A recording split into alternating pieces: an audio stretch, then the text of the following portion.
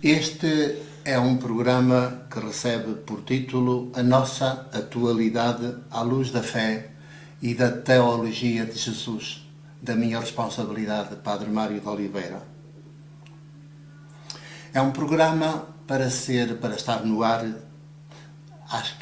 de 15 em 15 dias, às terças-feiras, a partir das 21 horas, que é a hora melhor para se poder escutar, refletir e porventura interiorizar e também depois melhor se decidir a praticar. Porque qualquer palavra que seja escutada refere sempre a um projeto de sociedade, e então, se for à luz da fé e da teologia de Jesus, muito mais tem de refletir-se na sociedade e um projeto de sociedade.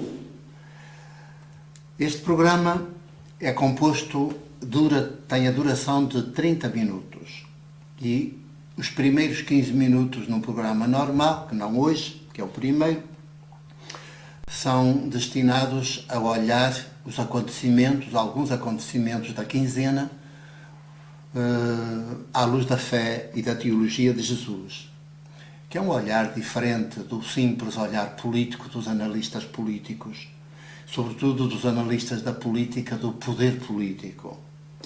E a segunda parte, os segundos 15 minutos, serão dedicados a responder a algumas das vossas questões dos telespectadores, telespectadoras, que queiram fazer chegar ao programa através de e-mail dirigido baiãocanal@gmail.com.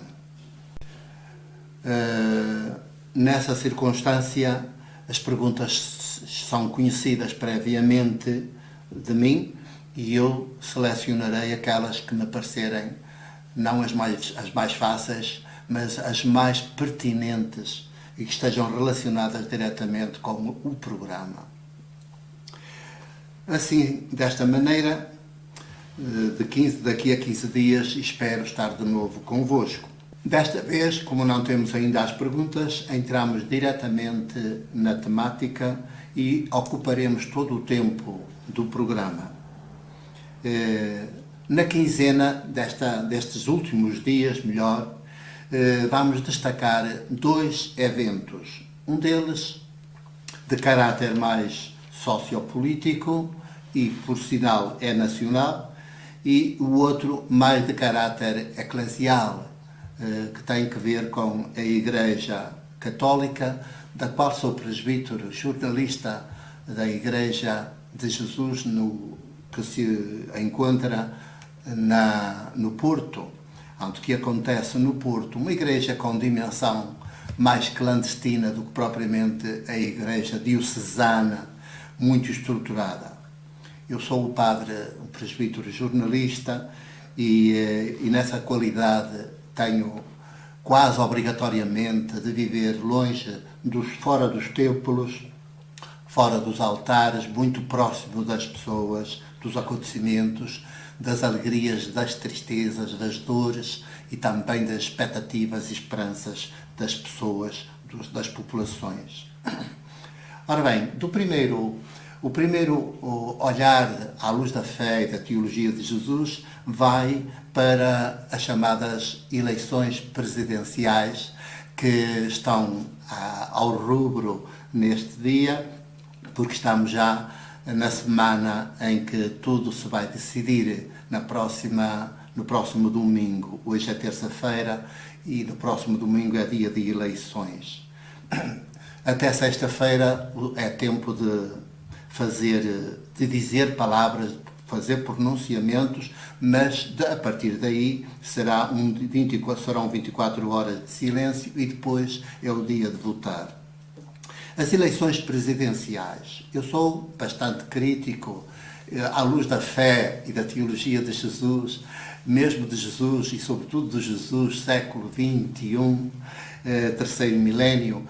É um bocadinho difícil justificar este sistema que tem chamado sistema democrático, que é um sistema de poder e que tem eleições periódicas, portanto, de tempos a tempos. No caso, são eleições presidenciais para escolher um chamado Presidente da República. A questão primeira que se levanta é se os países, as nações precisam, efetivamente, de presidentes de república. No caso concreto de Portugal, é um presidente de república que não tem poderes legislativos, não tem poderes de decisão, não tem, portanto, capacidade de intervenção direta na organização, na condução dos acontecimentos, só alguma magistratura de influência no governo e no Parlamento. Neste regime de democracia parlamentar, em que toda a decisão política está no governo, que também é por eleição das populações, e que responde diretamente perante o Parlamento, perante os deputados, o lugar de Presidente da República é assim como uma espécie de corte do tempo da monarquia, em que o Presidente é uma espécie de rei, que está assim acima de tudo o resto, e dizem que é para representar o país, sobretudo, evidentemente, se é para representar é fora do seu território, noutros países. Só que um país não precisa de representantes propriamente. O país apresenta-se por ele próprio, o seu dia-a-dia, o dia-a-dia de quem trabalha, sobretudo de quem trabalha. Porque esses sim e essas sim são as pessoas, são os cidadãos, as cidadãs que têm tudo nas mãos. Não há nenhum país que viva sem o trabalho das suas populações. Trabalho próprio, autónomo ou trabalho por conta de outrem. O ideal seria sempre um trabalho autónomo, próprio, nem que fosse artesanal, porque o trabalho por conta de outrem tem sempre aquela dimensão de dependência, de exploração, de estar a produzir para que outro depois financie aquilo que entender, e tantas vezes o principal da produção fica retido no empresário. Ora bem, estamos nesta campanha. Eu não vou dizer-vos para que é importante votar ou que é importante não votar no próximo domingo. Uma coisa eu sei, e lamento que assim aconteça, e por isso a digo aqui para ver se consegue que as coisas sejam corrigidas, já que é para se viver deste sistema de democracia representativa, pois ao menos corrija-se algum dos erros. Não acho bem que os votos, que a abstenção, isto é, aquelas pessoas que decidem não votar, que tomam uma decisão política consciente de não votar, que essa abstenção, esse número de cidadãos que decidem não votar, depois não tenham nenhuma repercussão, não sejam tidos em consideração. Acho isto uma falha profundamente perversa, porque só favorece o poder central, o poder das elites, o poder das minorias, dos privilégios, e não favorece a sociedade, o equilíbrio social, porque qualquer cidadão tem o direito de manifestar a sua opção política pela abstenção, como tem o direito de se manifestar pelo voto. São ambas as duas posições, as duas decisões, as duas opções, são ambas dignas e deveriam ter o mesmo peso, as mesmas consequências. Portanto, não apenas contarem os votos nas urnas, mas também os votos não votados nas urnas, que é aquelas decisões, a decisão das pessoas que estão na convicção de que não lhes interessa ir manifestar-se nas urnas, basta-lhes manifestar-se pela ausência nas urnas. E eu, pessoalmente, valorizo muito esta decisão das cidadãs, dos cidadãos que de forma consciente, responsável, decidem não votar. É uma forma de protesto muito forte, que desagrada ao poder, e por isso há países, há nações, há Estados em que o voto é até obrigatório sob pena de sanções a quem decide não votar. Vejam quanto interessa ao poder que as cidadãs, os cidadãos do país vão às urnas. As eleições interessam ao poder mais do que às cidadãs, aos cidadãos, portanto, às populações de cada país. Interessa mais aos representantes do poder, porque eles, uma vez eleitos e para mais com o voto das cidadãs, dos cidadãos do país, depois arrogam-se posições e decisões e posturas que muitas vezes vão ferir os interesses mesmo daquelas e daqueles que votaram neles. O poder é assim.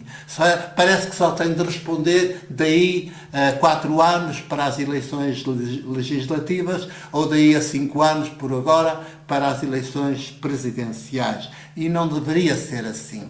Não deverá ser assim. Isto já é um jogo viciado. É do poder político, não é da política.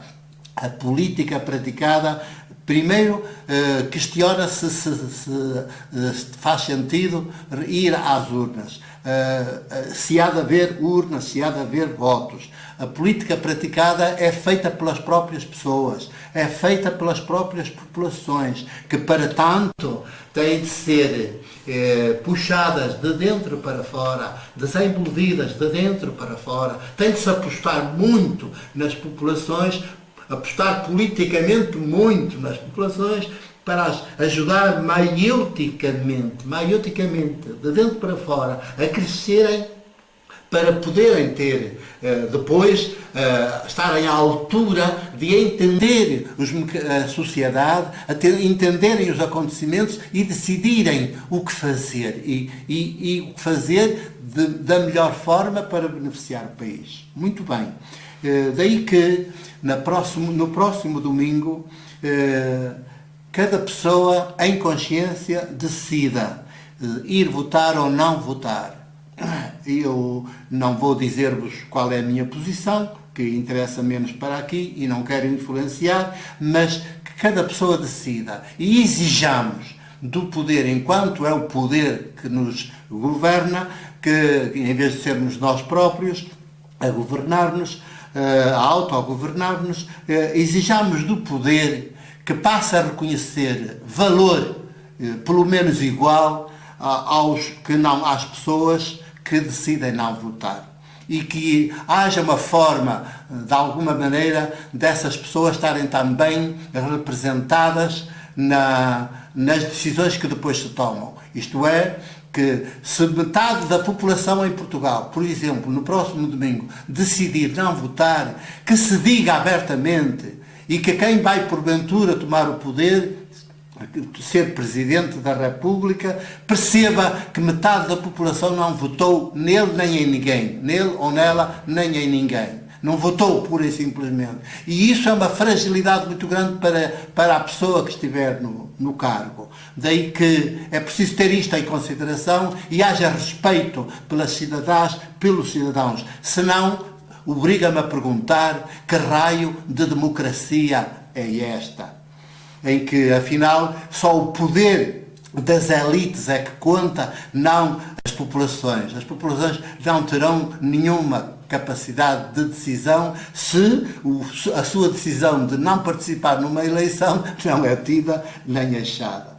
Pronto, fica claro, penso eu, e talvez muito surpreendente para vós, mas à luz da fé e da teologia de Jesus, é assim que as coisas devem ser ditas, ainda que hoje praticamente ninguém o diga, porque a fé de Jesus não está, nem sequer é conhecida, muito menos praticada, nem pelas igrejas, que são mais cristãs do que de Jesus, são mais de Cristo do que de Jesus, nem pelas igrejas, nem muito menos pelas hierarquias das igrejas.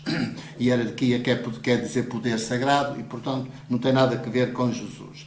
Agora, o outro acontecimento que eu quero destacar nesta quinzena, dado que estou com um bocadinho mais de tempo, por não haver as perguntas, eu vou referir-me ao acontecimento desta semana a nível eclesial e ao alto nível da Igreja Católica, que é a visita do Papa Francisco à maior sinagoga de Roma. Esta semana o Papa Francisco foi visitar a maior sinagoga de Roma. Foi como Papa, chefe de Estado do Vaticano, bispo de Roma. Imaginem que há um bispo de uma diocese que simultaneamente é chefe de um Estado. É chefe de um Estado. Como isto anda a nível de igreja. E então, este chefe de Estado, bispo de Roma e Papa, foi visitar a sinagoga maior de Roma. E já antes dele, o Bento XVI também, e antes de Bento XVI também João Paulo II foi o primeiro a ir a essa sinagoga. E eu acho curioso que este acontecimento, e dou-lhe tanta importância, porquê? Porque aqui se percebe perfeitamente quanto o Vaticano, a Cúria Romana e o chefe da Cúria Romana, que é o Papa, andam totalmente à revelia de Jesus, do Evangelho de Jesus. Sabem certamente que estes 2000 anos de cristianismo são 2000 anos de perseguição aos judeus. E outras vezes dos judeus aos chamados cristãos, porque o judaísmo, que tem a Bíblia, no século depois da morte de Jesus, viu-se um bocadinho apanhado por uma corrente nova dentro do judaísmo, chamada judeo-cristianismo. E este cristianismo mais tarde acabou por fazer desaparecer o judeu, a parte judaica, e ficou só cristianismo. Depois transformou-se em religião oficial do Império Romano com Constantino no início do século IV e não só passou depois da religião oficial para a única religião do Império Romano. E é essa, enquanto única religião do Império Romano, que promove 2 concílios, o de Niceia e Constantinopla, onde se faz de onde nasce o credo que as pessoas ainda hoje, católicas, que frequentam as missas nas paróquias ou nas capelas, recitam depois da homilia do padre, que preside, ou do bispo, se for no caso da catedral na diocese, ou presidido por ele, numa paróquia qualquer. Pois bem, esse credo nasce no tempo de Niceia, Constantinopla, o concílio de Niceia, Constantinopla, que é um credo, é uma fé que não é de Jesus, é uma fé religiosa, uma fé chamada cristã, religiosa, sem expressão política, mas com muita expressão de poder político, de poder económico e de poder financeiro, que é exatamente o Império Romano. Quer dizer, o primeiro Papa a sério foi precisamente o Imperador Constantino de Roma. Roma, que é a sede onde se encontra hoje o Vaticano, a Cúria Romana, e onde reside o Papa Francisco, que é assim uma espécie de sucessor no século XXI do Imperador Constantino do início do século IV. Ora bem, com esta visita assim de cortesia, pretende-se fazer uma espécie de lavagem dos 2000 anos de confrontação entre cristãos e judeus, cristãos católicos sobretudo e judeus, e entre judeus e cristãos católicos. O Papa lá, na visita, destacou a Shoah, ou o Holocausto, e lamentou, mas esqueceu-se de dizer que o Holocausto foi provocado por um chefe de Estado da Alemanha, Hitler, na altura, que, para ser eleito, teve o apoio dos bispos da Igreja, dos bispos, para ser eleito presidente, teve o apoio explícito dos bispos. E o Papa isso não disse ao chefe da sinagoga de Roma. E deveria ter dito, porque a verdade histórica, a verdade, como diz Jesus, é que nos faz livres quando é praticada, não apenas conhecida. Sobretudo quando é praticada é que nos faz livres. E gosto muito da verdade como Jesus também gosta, e embora o poder já não gosta. O poder gosta mais das encenações. E então foi assim uma grande encenação, o Papa Francisco na sinagoga,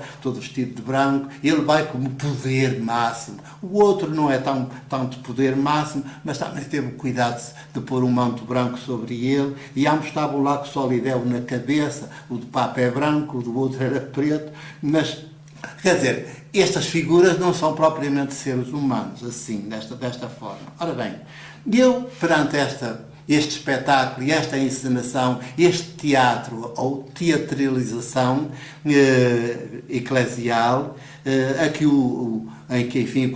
o chefe da sinagoga de Roma também se prestou, certamente por cortesia, não vem nada favorecer a proximidade entre cristãos e judeus, porque os sistemas são sistemas de poder e degladiam-se um ao outro.